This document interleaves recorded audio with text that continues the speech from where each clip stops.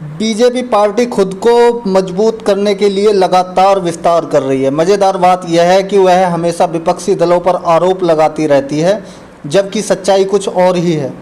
अभी जल्दी में ही सुहेलदेव भारतीय समाज पार्टी के अध्यक्ष ओम प्रकाश राजभर के बीजेपी में शामिल होने पर सवाल उठने शुरू हो गए। वहीं पर कांग्रेस अध्यक्ष मल्लिकार्जुन खड़गे ने बीजेपी पर हमला करते हुए कहा है कि इसको बर्बाद करना चाहती है, बीजेपी बचाना चाहती है। और सर बीजेपी का एक और एलिगेशन है कि आपका जब स्टेट यूनिट है पंजाब और दिल्ली, अगर इस पे विरोध कर रहा है तो फिर why did you support this? देखो, किसी एक व्यक्ति का प्रश्न नहीं है और कोई व्यक्ति महत्व नहीं होता देश के सामने।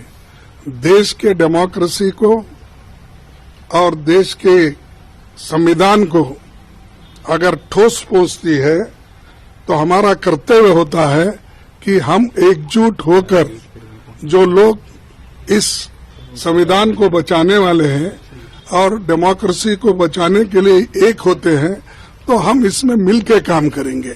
कोई व्यक्ति देश के सामने बड़ा नहीं हो सकता, वो हमारी ये है। और उनके सामने सिर्फ क्या है, तोड़फोड़ करने का ही है और वो तोड़फोड़ करते ही रहे हैं। और जब उनको मौका मिलता है, जो चुन के आते हैं उनको तोड़ते हैं और ये भी कहते हैं कि हमारी बड़ी पार्टी हो गई, ये हो। भाई, आपका अगर ठीक है पार्टी, फिर तोड़ते क्यों हो?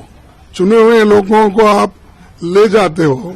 और उस यहाँ जब तक वो कांग्रेस में रहते, जब तक वो डीएमके में रहते, जब तक वो दूसरे हमारे पार्टियों में रहते, जब तक वो एनसीपी में रहते और या जेडीयू में रहते हैं, आरजेडी में रहते हैं और या टीएमसी में, वो उस वक्त वो करप्ट रहते हैं।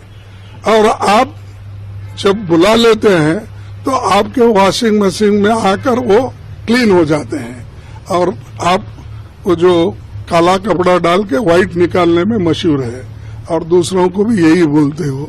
तो ये ठीक नहीं है।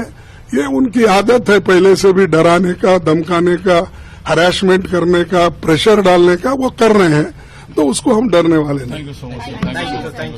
मल्लिकार्जुन खड़गे ने बीजेपी पर हमला करते हुए कहा है कि मुझे ताज्जुब है कि मोदी ने राज्यसभा में कहा था कि मैं सभी विपक्षियों पर अकेला भारी हूं।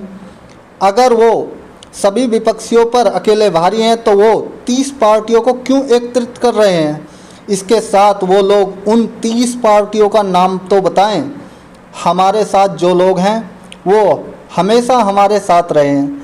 हमने संसद और संसद के बाहर भी मिलकर काम किया है। हम जो कर रहे हैं उसे देखकर वो घबरा गए हैं। बता दें कि बीजेपी मोदी जी के तीसरी बार प्रधानमंत्री बनने को लेकर 2024 के बड़े स्तर पर तैयारी कर रही है। वह किसी भी कीमत पर 2024 की सीट कभी नहीं गंवाना चाहेगी। अभी न जाने कितने ओपी राजभर जैसे नेताओं को शामिल करना बाकी है और यह बीजेपी के लिए कोई मुश्किल काम नहीं है, क्योंकि ऑपरेशन लोटस अभी ख़त्म नहीं हुआ। एमपी से शुरू हुआ खेल 2024 में भी ख़त्म हो कह नहीं सकते। कमेंट करके ज़रूर बताइए। ब्यूरो रिपोर्ट, सुसमित समाचार।